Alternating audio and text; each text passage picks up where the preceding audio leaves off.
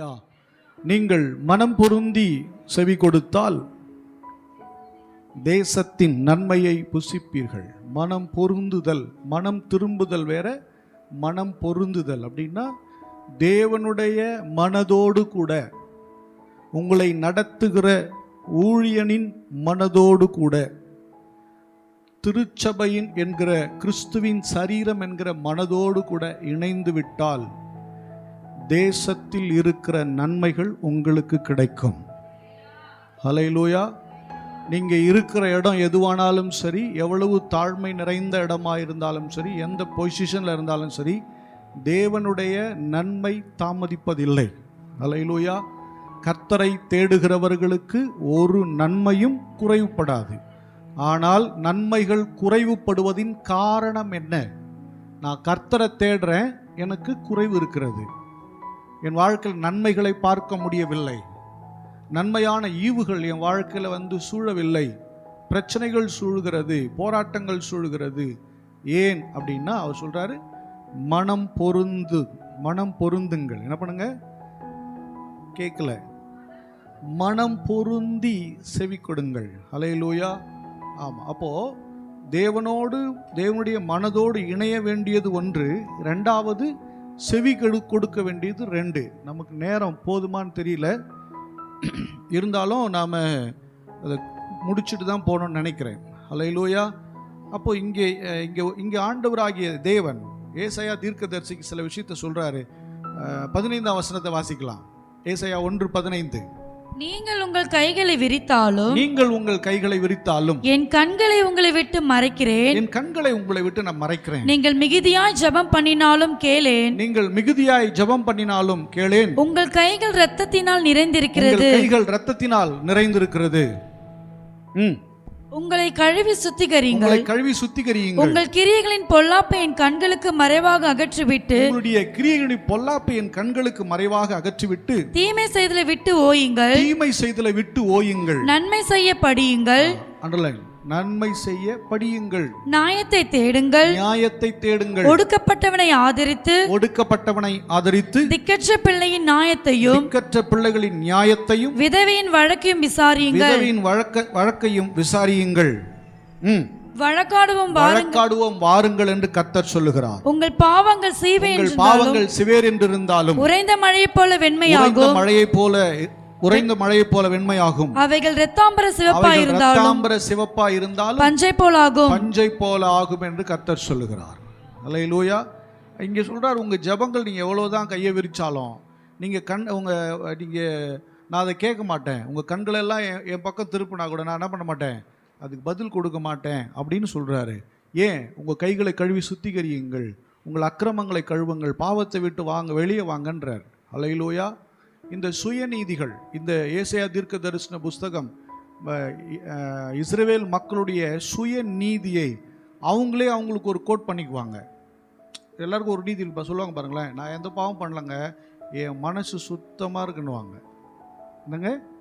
எந்த பாவம் பண்ணலைங்க, நான் என் மனசு ரொம்ப கிளியராக சுத்தமாக இருக்குன்னுவாங்க. பட் ஆனால் அவங்க தப்பில் இருப்பாங்க. பட் அது எந்த அடிப்படையில் தவறுன்னு கண்டுபிடிக்க முடியும்னா வேதத்தின் அடிப்படையில் தான் தப்புன்னு தெரியும். அல்லேலூயா. வேதத்தை படிக்கிறதுக்கு முன்னாடி எதுவுமே தப்பாக தெரியாது. வேதத்தினுடைய வசனங்களை படிக்கும்போது தவறுகளை வேதம் சுட்டி காண்பிக்கிறது. அப்போ தான் நமக்கு தப்புன்னே தெரியும். அது வரையும் அது பாவம்னு தெரியாது, ஒன்றும் தெரியாது. நம்ம பாட்டு போயிட்டே இருப்போம். அல்லேலூயா. கொலைகாரன்னு சொல்லுவான், நான் சரியாக தாங்க கொலை பண்ணேன், இது பண்ணேன், அது அவனுடைய நீதி. அதை போல் ஒவ்வொரு தேவனுடைய பிள்ளையும் தன் வாழ்க்கையில் ஒரு நீதியை வச்சுக்கிட்டு அவங்க தங்கள் வாழ்க்கையில் கர்த்தருக்கு பிரியமில்லாதவர்களாய் வாழ்கிற காலங்கள் இருக்கிறது. அதனால சொல்றாரு, நீங்க அப்படி இருப்பீங்கன்னா, சுயநிதியோட நீங்க அக்கிரமத்தோட பாவத்தோடு இருப்பீங்கன்னா, நீங்க ஜெபம் பண்ண கூட நான் கேட்க மாட்டேன். சிலருடைய ஜெபங்களை கர்த்தர் கேட்கிறார், சில ஜெபங்களை கேட்க மாட்டேங்கிறார். ஏன்? அல்லேலூயா. நீங்கள் உங்களை கழுவி சுத்திகரிங்க. சொல்றாரு, வா பேசலான்றார். வழக்காடுவோம் வாருங்கள், வா பேசலாம். உன் பக்கத்துல நீதி எனக்கு சொல்லு, நான் சொல்றேன், நான் எழுதி கொடுத்ததை உங்ககிட்ட கொடுக்குறேன், உன் பக்கத்து நீதியை சொல்லு, நீ கரெக்டா இருக்கியான்னு கேட்கிறார். வழக்காடுவோம் வாருங்கள், வாங்க என்கிட்ட. நான் உங்களுக்கு அநியாயம் செய்தேன்னு சொல்கிறீங்களே, நான் உங்களுக்கு விட்டுட்டேன்னு சொல்கிறீங்களே, உங்களை கைவிட்டேன்னு சொல்கிறீங்களே, உங்கள் நிர்கதியாகிட்டேன்னு சொல்கிறீங்களே, வா வழக்காடலாம், வா பேசலாம், நான் நியாயத்தை எடுத்து கொடுக்குறேன், நீ உன் பக்கம் இருக்க நீதி நியாயத்தை எடுத்து வையுங்கிறார். அல்லேலூயா. அப்பதான் சொல்றாரு, நீங்கள் மனம் பொரிந்து செவி கொடுத்தால் தேசத்தின் நன்மை புசிப்பீர்கள். அப்போ என் மனசும் உன் மனசும் ஒன்னா இல்லை, உன் மனசு வேற மாதிரி இருக்கு, என் மனசு வேற மாதிரி இருக்குது, அதனால தான் உனக்கு நன்மை வரவில்லை என்று சொல்லுகிறார். அல்லேலூயா. தேவன் நன்மை செய்யத்தானே இருக்கிறார். ஆண்டவராகிய இயேசு கிறிஸ்து நன்மை செய்யும்படி சுற்றி திரிந்தார் என்று வசனம் சொல்லுகிறது. அல்லேலூயா. அவர் போனாவே நன்மை தான். அவர் எங்கெல்லாம் கால் வச்சார், நம்மளா காரி துப்புனா நல்லது நடக்குதுங்க. யார் துப்புனா? நான் கூப்பிட்டு ஒருத்தர் காரி துப்பி சுகப்பாட சொன்னா, பொடுபாவி மோசமான ஊழியக்காரன்னு. அவர் கூப்பிட்டு காரி துப்பி கண்ணில் போட்டு தேய்ச்சாராம், அதுவும் சுகமாயிட்டான். அல்லேலூயா. அவர் திட்டினாலும் அற்புதம், காரி துப்புனால் நடத்த அற்புதம், எதை செய்தாலும் தேவன் அற்புதத்தை விளங்க பண்ணுகிறார். அல்லேலூயா. அப்போ தேவனை தேடுகிற நமக்கு நன்மை வரவில்லை என்று சொன்னால் சம்திங் ராங். எங்கேயோ நம்ம விட்டுக்கிட்டே இருக்கோம், எங்கேயோ மிஸ் பண்ணிக்கிட்டே இருக்கோம். தேவன் அநியாயத்தின் தேவன் அல்ல, நம்முடைய தேவன் நீதியின் தேவனாக இருக்கிறார், நியாயத்தின் தேவனாக இருக்கிறார், உண்மையின் தேவனாகவே இருக்கிறார். அப்போ மனம் பருந்து செவி கொடுத்தால் தேவன் நன்மையை கொடுக்காம இருக்கவே மாட்டார், நிச்சயம் கொடுக்கிறார். அப்போ நம்ம அதுக்கு முன்னாடி என்ன செய்யணும்? வாசிக்கலாம் நீதிமொழிகள் 8:32. நீதிமொழிகள் 8:32. ஆதலால் பிள்ளைகளே எனக்கு செவி கொடுங்கள், எனக்கு செவி கொடுங்கள், என் வழிகளை காத்து நடக்கிறவர்கள் பாக்கியவான்கள். பிள்ளைகளை முதல்ல எனக்கு நான் சொல்றதுக்கு எனக்கு காது கொஞ்சம் கொடுங்க, காது கொடுத்து கேளுங்க. வீட்டிலலாம் பேசிட்டே இருப்பாங்க, திட்டிகிட்டே இருப்பாங்க, நம்ம கண்டு காணாமல் போயிட்டே இருப்போம். நல்ல விஷயம் தான் சொல்லியிருப்பாங்க, கேட்டும் கேட்காமே போவோம். ஆனால் அது செவி கொடுங்க, கொஞ்சம் என் வார்த்தைக்கு கொஞ்சம் பதில் கவனி, கவனம் செலுத்து. அல்லேலூயா. ஆலயத்தில் உட்காந்துன்னு சொல்லுங்க, ரெண்டு மீன்காரன் அப்படி போனான்னா, மீன் 100 ரூபா மீன் அப்படின்னா போதும், உடனே காற்று எங்கே போகுது? சர்ன்னு அங்கே போகுது. அல்லேலூயா. எங்கே போகுது? நேராக அங்கே போயிடுது. அப்போ செவியை எங்கே கொடுங்க? இங்கே பேசும்போது கர்த்தருடைய வார்த்தைக்கு உங்கள் செவிகளை கொடுங்கள், அப்பொழுது நீங்கள் பாக்கியவான்களாக இருப்பீர்கள் அப்படின்னு சொல்லுது வசனம். அல்லேலூயா. வசனத்தை கேட்கறதுக்கு இந்த செவி அல்லத்தட்டக்கூடாது. சினிமா பாட்டு கேட்கணும், நல்லா கேட்குது, டான்ஸ் ஆடிட்டு கேட்குது, இல்லை வேற கதை கேட்கணும், நல்லா கேட்குது. ஆனால் வசனம் கேட்கணும்னா கஷ்டமாக இருக்குது. அல்லேலூயா. அதனால் தேவனுடைய வசனத்திற்கு, தேவனுடைய வார்த்தைக்கு உங்கள் செவிகளை கொடுங்கள். 8:34 வாங்க படிங்க. நீதிமொழிகள் 8:34. வாசற்படியில் நித்தம் விழித்திருந்து, வாசற்படியில் நித்தம் விழித்திருந்து, என் கதவு நிலையருகே காத்திருந்து, என் கதவு நிலையருகே காத்திருந்து எனக்கு செவி கொடுக்கிற மனுஷன் பாக்கியவான். எனக்கு செவி கொடுக்கிற யாரா? விழித்திருந்து காத்திருந்து என் வார்த்தைக்கு செவி கொடுக்கிறவன் பாக்கியவான். Is a blessed man. சகலவிதமான ஆசீர்வாதங்களை நிறைந்த மனிதன் அவன். அல்லேலூயா. அப்போ நாம அப்படிப்பட்ட ஒரு நிலைக்கு வரும்போது ஒரு நன்மையும் குறைபடாது. 16 பெற்று பெருவாழ் வாழ்வாங்க. நிறைய பேருக்கு என்னன்னா 16 குழந்தை பெற்றுக்கணும் போல, சிலர் அப்படி பெற்று போட்டவங்களாம் இருக்காங்க அந்த காலத்தில். அல்லேலூயா. அவன் மோசஸ் வரல போல இல்லை, மோசஸ் வீட்டில் 15 பேர், அவங்க வீட்டில் எத்தனை பேர்? ஆமாம் 16 விதமான ஆசீர்வாதங்கள். என்னது? 16 விதமான ஆசீர்வாதங்கள் நிறைந்த வாழ்க்கை. அதான் blessed man. பாக்கி ஒன்றிலும் குறைவில்லை அப்படின்னு சொல்லணும். ஒரு தேவனுடைய பிள்ளை எப்படி சொல்லணும்? நான் ஒன்றிலும் குறைவுபடவில்லை அப்படின்னு சொல்லணும். அந்த ஆசீர்வாதம் தான் நம்முடைய ஏக்கம். அல்லேலூயா. ஆமாம், அந்த ஆசீர்வாதம் கிடைக்கணும்னா தேவனுடைய வார்த்தைக்கு செவி கொடுக்கணும், அந்த வார்த்தையை தியானிக்கணும், அதை கேட்கணும். அல்லேலூயா. வாசிக்கலாம் 23:19 படிங்க. நீதிமொழிகள் 23:19. என் மகனே, என் மகனே, நீ செவி கொடுத்து ஞானமடைந்து, நீ செவி கொடுத்து ஞானமடைந்து உன் இருதயத்தை நல்வழியிலே நடத்து, உன் இருதயத்தை நல்வழி நடத்து. ஏன் இந்த வார்த்தை கேட்கணும்னா அப்பதான் நீ ஞானம் அடைவாய். இந்த புத்தியில அந்தகாரம் வந்துருமா? என்ன வந்துருமா? எந்த காரம்? மிளகா காரமா? அந்த காரம் வந்துடும், இருள். இந்த புத்தியில கண்டதை பார்த்து பார்த்து, கண்டதை கேட்டு கேட்டு, கண்டதை பேசி பேசி இந்த புத்தி அந்தகாரப்பட்டு விடும். சிலர் பேசினா நல்லதே பேச வராது, சிலர் பார்த்தா நல்லதே பார்க்க பிடிக்காது. அப்போ பார்வை, எண்ணங்கள், பேச்சு எல்லாமே தப்பு தப்பாக இருந்தால் புத்தி அந்தகாரப்பட்டு விடும். அப்பொழுது நீங்கள் வார்த்தை நீங்கள் கேட்கும்போது, தேவனுடைய வார்த்தை கேட்கும்போது அந்தகாரம் நீங்கி ஞானம் உண்டாகும். அல்லேலூயா. சில பேர் கெட்ட சிந்தனையிலேருந்து வெளியே வர முடியல அப்படின்னு சொல்லுவாங்க. கெட்ட சிந்தனை வெளியே வர முடியல, பைபிள் நல்லா படி, வேர்ட்ஸ் கலையில் நல்லா பாடு. அப்படி வரும்போது ஒரு ஒரு 5 நிமிஷம் ஸ்தோத்திரம் பண்ணிட்டு மறுபடியும் பைபிள் படிக்கல, ஏதோ கர்த்தருடைய பாட்டை பாடு. தேவனை ஆராதிக்கும்படி உன் வாயிலிருந்து வார்த்தைகள் புறப்படட்டும். அந்த பேட் தாட்ஸ் அப்படியே போடு. ஏன்னா இந்த வார்த்தைகளுக்கு இருளை நீக்குகிற அதிகாரம் இருக்கிறது. அல்லேலூயா. இருளில் இருக்கிறவன் தடவி திரிகிறான், அவனுக்கு வழியே தெரியாது, அப்படியே பேன்னு போக வேண்டியது தான். நீ அப்படியே உங்கள் வாழ்க்கை அப்படியே கண்டதை யோசித்து, கண்டதை பேசி, கண்டதை பார்த்து போயிட்டே இருந்தீங்கன்னா நீங்கள் இருளில் தடவி திரிவீங்க, உங்கள் வாழ்க்கையில் வெளிச்சத்தை பார்க்க முடியாது. அல்லேலூயா. நீ என் வார்த்தைக்கு செவி கொடுத்து ஞானம் அடைந்து உன் இருதயத்தை நல்ல வழியிலே நடத்து. எந்த வழி நடத்துங்க சொல்லுங்க, பக்கத்துல பார்த்து நல்ல வழியில நடத்துங்க. நல்லா சொன்னீங்க போங்க, நல்ல வழியில நடத்து. இருதயத்தை நீங்கள் நல்ல வழியிலே நீங்கள் நடத்த வேண்டும். அல்லேலூயா. எப்படி? தேவனுடைய வசனத்தின்படி. அல்லேலூயா. வசனம் நமக்கு போதிக்கிறபடி, கர்த்தருடைய வார்த்தையின்படி செவி கொடுத்து இந்த இருதயத்தை நல்வழியிலே நடத்து. அல்லேலூயா. அல்லேலூயா. வாசிக்கலாம் ஒரு வசனத்தை. எரேமியாவின் புஸ்தகம் 7ஆம் அதிகாரம் 3ஆம் வசனம் படிங்க. இஸ்ரவேலின் தேவனாகிய சேனைகளின் கர்த்தர் சொல்லுகிறார், உங்கள் வழிகளையும் உங்கள் கிரியைகளையும் சீர்படுத்துங்கள்.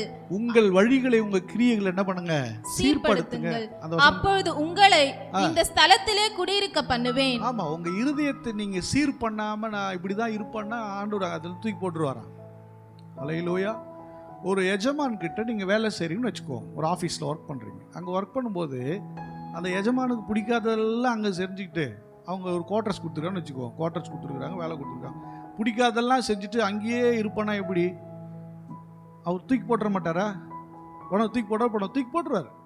அதே போல தான் கர்த்தருக்கு பிரியமில்லாதபடி இஷ்டப்படி ஒரு மாதிரி வாழ்ந்து கொண்டிருக்கும் போது, இருதய கடினத்தோட பொல்லாங்கான நினைவுகளோடு வாழும்போது கர்த்தர் அங்கிருந்து தூக்கி வெளியே போட்டுருவார். அல்லேலூயா. இப்போ படிங்க, 5 படிங்க. நீங்கள் உங்கள் வழிகளையும் உங்கள் கிரியைகளையும் நன்றாய் சீர்படுத்தி, உங்கள் கிரியைகளை நல்லா சீர்படுத்துங்க. நீங்கள் மனுஷனுக்கும் உள்ள வழக்கை நியாயமாய் தீர்த்து. ஆமா, நீங்க உங்களுக்குள்ள இருக்கிற மனுஷன் சக மனுஷன் நினைங்க. உங்களுக்கு நீ ஒரு நீதி, இன்னொருத்துக்கு ஒரு நீதி கிடையாது. நான் ஏன் பளிச்சுன்னு பேசுறேன் தெரியுமா? டைரக்டாவே கேட்பேன், பயப்படவே மாட்டேன். நீங்க என்னை பத்தி நீ இது சொன்னீங்களான்னு கேட்டா ஆமா சொன்னன்றதுக்கு தைரியம் இருக்கு, அப்பதான் பேசுவேன். அதை நீங்கள் நான் யார்கிட்டயே ஏதாவது சொல்லியிருந்தேன்னா நீங்கள் எனக்கு கேட்டிங்கன்னா எனக்கு சொல்கிறதுக்கு தைரியம் இருக்குது. ஏன்னா நான் சொன்னது சரின்றதுல எனக்கு தெளிவு இருக்குது, நான் நடந்து கொண்டது சரின்னு எனக்கு தெளிவு இருக்குது. கரெக்டாக? அப்போ சரியான நியாயம் மனுஷனுக்கு சரியாக நியாயம் செய்யக்கூடிய, நியாயமான வாழ்க்கை வாழக்கூடிய, தெளிவான நடக்கை உள்ளவர்களாய் வாழ வேண்டும் என்று வேதம் சொல்கிறது. அல்லேலூயா. நான் ஒரு விஷயத்தை செய்கிறதுக்கு முன்னாடி பல முறை பல கோணத்தில் யோசிச்சுட்டு தான் ஒரு காரியத்தை நான் செய்வேன். ஏன்னா நான் தேவனுடைய பணியை செய்கிறவன். அல்லேலூயா. தேவனுடைய வேலையை செய்கிறவன். எனக்கு நான் ஒரு முறைக்கு 10 முறை அது தவறாக இருந்தாலும் பல முறை யோசிச்சு இதுக்கு வேதம் என்ன சொல்லுகிறதுன்னு கவனிச்சு தான் நான் செய்வேன். இல்லை செய்யவே மாட்டேன், தொடவே மாட்டாது. அல்லேலூயா. சத்தமே கேட்கல. 16 படிங்க. 16. ஜனத்துக்காக விண்ணப்பம் செய்ய வேண்டாம், அவர்களுக்காக மன்றாடவும் கெஞ்சவும் வேண்டாம், என்னிடத்தில் அவர்களுக்காக பரிந்து பேசவும் வேண்டாம், நான் உனக்கு செவி கொடுப்பதில்லை.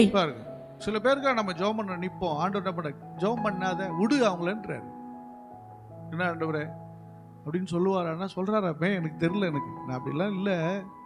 சில ரொம்ப மனக்காயப்பட கம்முன்னு விட்டுருவேன், அவங்க பேரை மறந்துடும். எனக்கு நான் நினைப்பேன் கர்த்தராச்சா. சில நேரம் நான் பொய் சொல்லாமல் சொல்கிறேன். சில நபர்களுக்காக நான் ஜெபிக்கும் சொல்கிறேன், ரொம்ப கேட்கலன்னா ஆண்டவரே எனக்கு தெரியல ஆண்டவரே நீங்கள் பார்த்துக்கன்னு விட்டுருவேன்.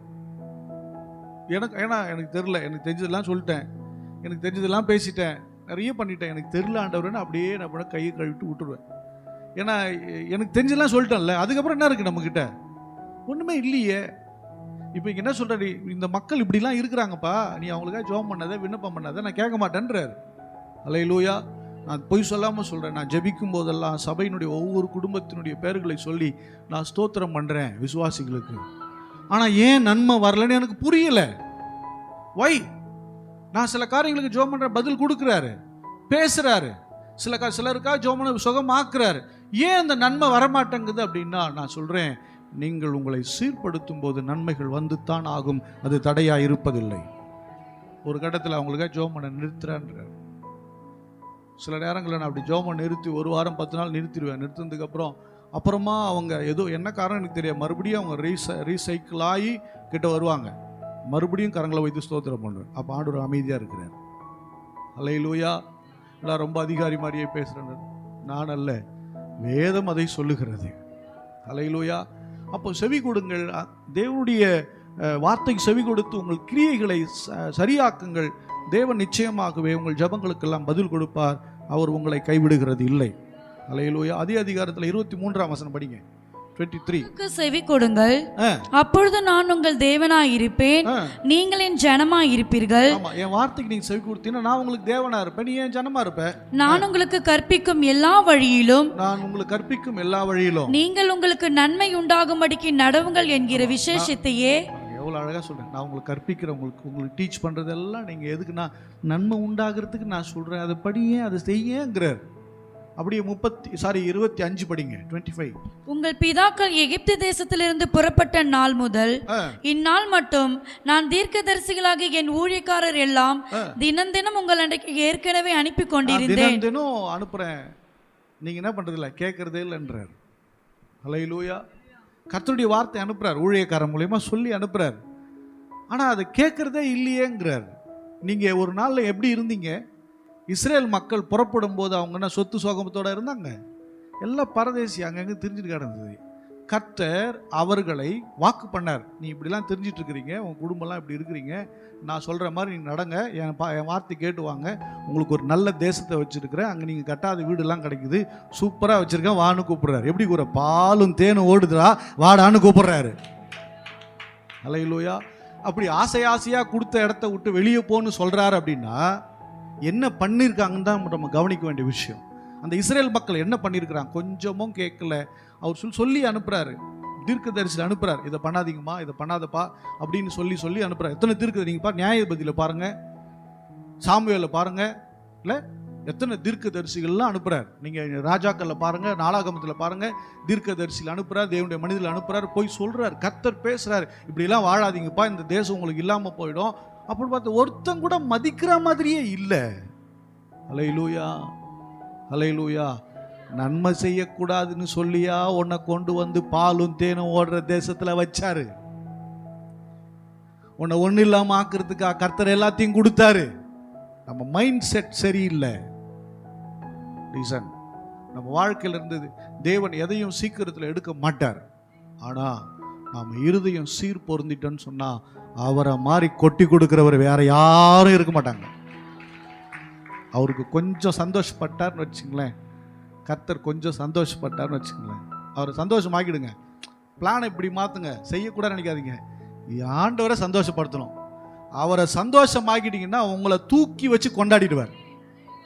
நமக்கு அது தானே தெரிய மாட்டேங்குது, அவரை சந்தோஷமாக்குறது தெரிய மாட்டேங்குது. அவரை மட்டும் சந்தோஷமாக்கிட்டோம்னா நம்மளை வேற நிலையில கொண்டு போய் வச்சிருவார். அவரை குஷி ஆக்கிடணும். யார? அவரை நீ குஷி ஆக்கினா நீ வாழ்க்கை முழுக்க குஷியா இருக்கலாம். அல்லேலூயா. ஒரே மகிழ்ச்சி மார்பரிப்பும் ஒரே என்ன சொல்றது ஆடல் பாடலோட இருக்கலாம். லைஃப் போறதே தெரியாது. என்னைக்கும் அது துக்கமாவே போகாது, அது அழகா போயிடும். துக்கம் வந்தாலும் அது கொஞ்ச நாள் அப்படி எகிரி போயிட்டே இருக்கும். அல்லேலூயா. அதெல்லாம் குறைஞ்சி போகவே டபுள் போர்ஷனாக தான் கிடைக்கும் மொழியே, குறைந்த நிலையில் கர்த்தர் வைக்கவே மாட்டார். ஆனால் அவர் ஒன்று மட்டும் கேட்பார், நான் சொல்கிறத கேட்குறியா, நான் சொல்கிறத செய்கிறியா? அது மட்டும்தான் அவர் எதிர்பார்க்குறார். அவருக்கு புத்திசாலிகள்லாம் தேவையில்லை, திறமசாலிகள் தேவையில்லை, பலசாலிகள் தேவையில்லை, சொல்கிறத கேட்டு செய்கிற ஆளுங்க மட்டும்தான் தேவை அவருக்கு. அவர் மற்ற ஆள் யாருமே தேவையில்லை. அப்படிப்பட்ட பெரிய ஆள்லாம் அவர் எதிர்பார்க்கறதே கிடையாது. சட்டையே பண்ண மாட்டார் அவர். ஒதுக்கி விடப்பட்டவங்க, தள்ளப்பட்டவங்க, மதிக்கப்படாமல் போனவங்க, அவங்கள கூப்பிட்டு தூக்கி மேலே வச்சு வாழ வச்சு அழகு பார்த்து, பார் என்னாலையும் ஆசீர்வதிக்க முடியும், என்னாலையும் பயன்படுத்த முடியும், நிற்க வைப்பார். அதுதான் அவருடைய வேலை. அல்லேலூயா. இன்னைக்கு நம்ம அதை தான் நம்ம இன்னைக்கு என்ன பண்ண மாட்டேங்கிறோம், புரிஞ்சிக்க மாட்டேங்கிறோம். அவருடைய மனதை புரிந்து அவரோடு கூட பொருந்தி கொள்ளுங்கள், அவரை சந்தோஷப்படுத்துங்கள். அல்லேலூயா. உங்கள் வீட்டில் கணவனுக்கெல்லாம் நீங்கள் கேட்டதெல்லாம் செஞ்சு கொடுத்தீங்கன்னா அவர் பார்த்தீங்கன்னா உங்களை சும்மா விட்டுருவாரா? நீங்கள் ஒன்றுமே கேட்க தேவையில்ல. உங்களுக்கு புடவை வாங்க காசு கொடுப்பாரு, உங்களுக்கு நகை வாங்கி போடுவார், உங்களை வெளியே எங்கேயாவது கூப்பிட்டு போனார், ஆசையாக 4 வார்த்தை பேசுவார். சில வீட்டில் பார்த்தீங்கன்னா ஒவ்வொன்றும் அவர் ஓடியே போயிடுறாரு. அவர் எதுவுமே கேட்க முடியல அவர். அல்லேலூயா. ஆமாம்.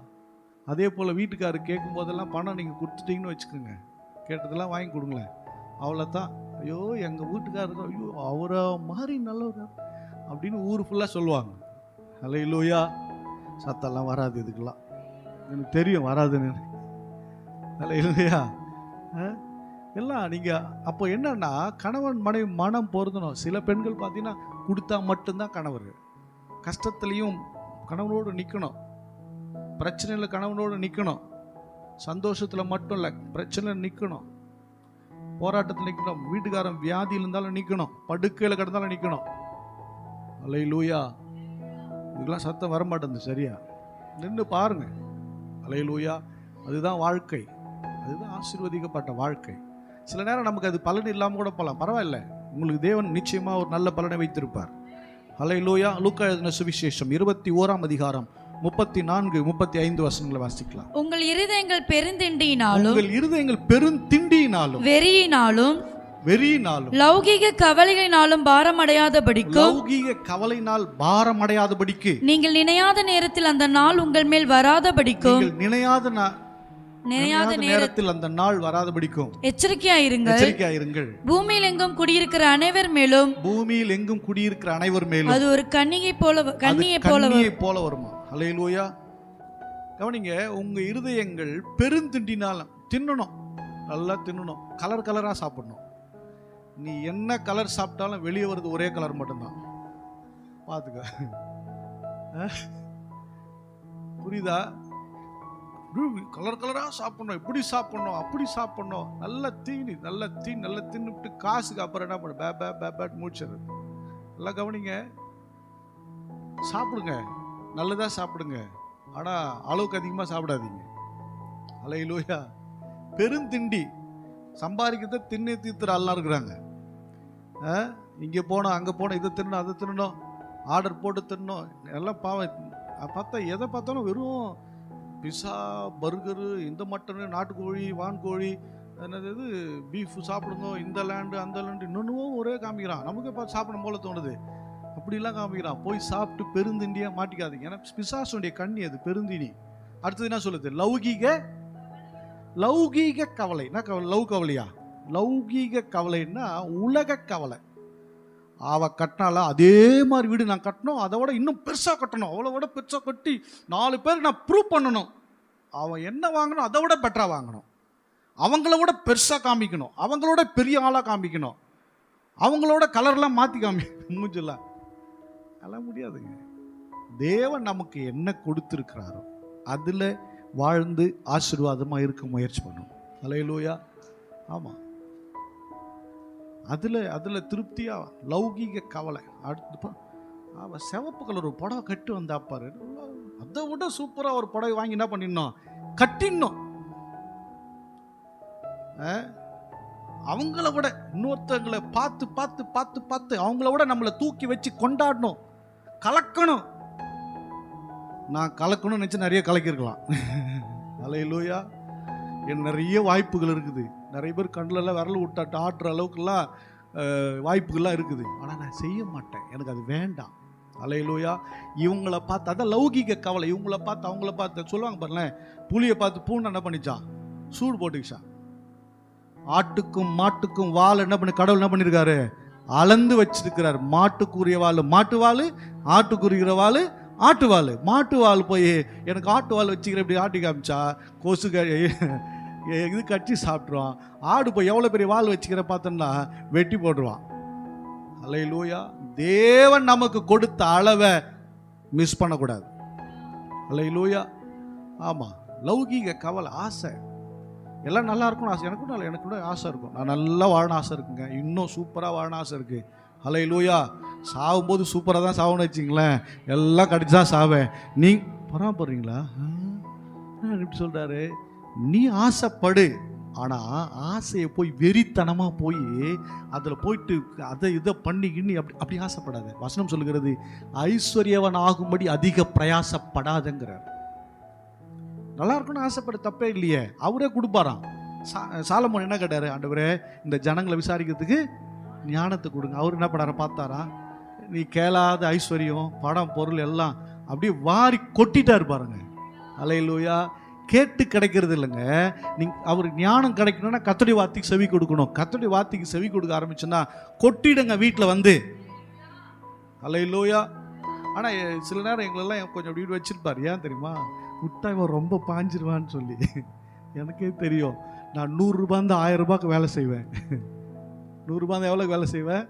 1000 ரூபாய் 10,000 ரூபாய்க்கு வேலை செய்வேன். அதனால தெரியும் இவனை அப்படியே பிடிச்சி வைக்கலாம், நிற்க மாட்டான், ரொம்ப ஆடுவான்னு சொல்லி வலிச்சு அப்படி வச்சிருக்காரு. அல்லேலூயா. எனக்கே தெரியும் நடக்கும். ஆனால் விட மாட்டார், கை விடவே மாட்டார். எனக்கு தெரியும் கம்பீரமாக தான் இருக்க வைப்பார். அல்லேலூயா. தேவனுடைய பிள்ளையே லௌகீக ஆசையில் போய் சிக்கிக்கிட்டு அவளை போல அவனை போல இவ குடும்பத்தை போல இவளுக்கு மேலே நான் நிற்கணும் இவனுக்கு மேலே நிற்கணும்னு சொன்னால் நீ அங்கே கீழே இறங்கி போக வழிய நீ மேலே ஏற முடியாது. அப்பாவை போய் கேளு, ஆண்டவரே நல்லா வைங்கன்னு கேளு, கர்த்தர் உன்னை நல்லா வைப்பார். அல்லேலூயா. அவரை போல ஆசீர்வதிக்கிறதும் இல்லை, அவரை போல உயர்த்துறவங்க வேறு ஒருவருமே கிடையாது. அல்லேலூயா. ஆமாம். நீ அவங்க முன்னாடி நான் வெக்கப்பட்டு குனிஞ்சிடக்கூடாது, நான் தலை குனிஞ்சிடக்கூடாதுன்னா அங்கே தான் வெக்கப்பட்டு விட்டுருவார், பட்டு வான்னுவார். ஏன்னா ஆண்டவரே நீ அதெல்லாம் பார்க்காத, நான் தானே உன்னை, நீ ஏன் அடுத்தவங்களை ஈக்குவல் பண்ணுற? இவங்களுக்கு முன்னாடி அவங்களுக்கு முன்னாடி ஏன் உன்னை ஈக்குவல் பண்ணிக்கிற? நீ ஸ்பெஷல், நான் உன்னை தனியாக நான் உன்னை தெரிஞ்சிருக்கிறேன், அதன்படி நீ வா. அதை தான் அவர் லைக் பண்ணுறாரு. இவங்களுக்கு முன்னாடி அவங்களுக்கு முன்னாடி அதெல்லாம் பார்க்கக்கூடாது. அல்லேலூயா. தேவன் உங்களுக்கென்று வைத்ததை ஒருவரும் பறித்து கொள்ள முடியாது. அல்லேலூயா. எனக்கு இப்போ கூட நம்பிக்கை, இது இப்போ இருக்குது எல்லாம் போனால் கூட நடுத்தருவில் விட்டாலும் கொஞ்ச நாளில் என்னை வேறு நிலையில் கொண்டு போகிற வழியை மீண்டும் என்னை தரித்திரனாய் வைக்க மாட்டார். எனக்கு நம்பிக்கை இருக்குது. நான் ஆராதிக்கிறவர் சாதாரணமானவர் இல்லை, அவர் பெரியவர். வானத்தையும் பூமியும் உண்டாக்கின சர்வ வல்லமுள்ள தேவனாகிய கர்த்தர் அவர். அல்லேலூயா. அவர் திறந்தா ஒருத்தன் அடைக்க முடியாது, அவர் அடைச்சா ஒருத்தன் திறக்கவும் முடியாது. கள்ள சாவியே இல்லைன்ட்டார். நான் தான் உனக்கு சாவி, என்கிட்ட வா. அல்லேலூயா. எல்லா சாவி என்கிட்ட தான் இருக்கு. திறவு கோல்களை வைத்திருக்கிறாராம். எல்லாத்துக்கும் என்கிட்ட தான் சாவி. உன் வியாதி சுகத்துக்கு என்கிட்ட தான் சாவி இருக்குது. எங்கெங்கேயோ நீ தெரிஞ்சிருந்தா கூட இங்கே தான் உனக்கு சாவி. உனக்கு டாக்டர் இல்லை, மருந்து இல்லை, நானே உனக்கு மருந்தாக இருக்கிறேங்கிறாரு. அல்லேலூயா. ஆமாம், தேவன் அதை தான் செய்கிற. வாசிங்க லூக்கா எழுதின சுவிசேஷம்,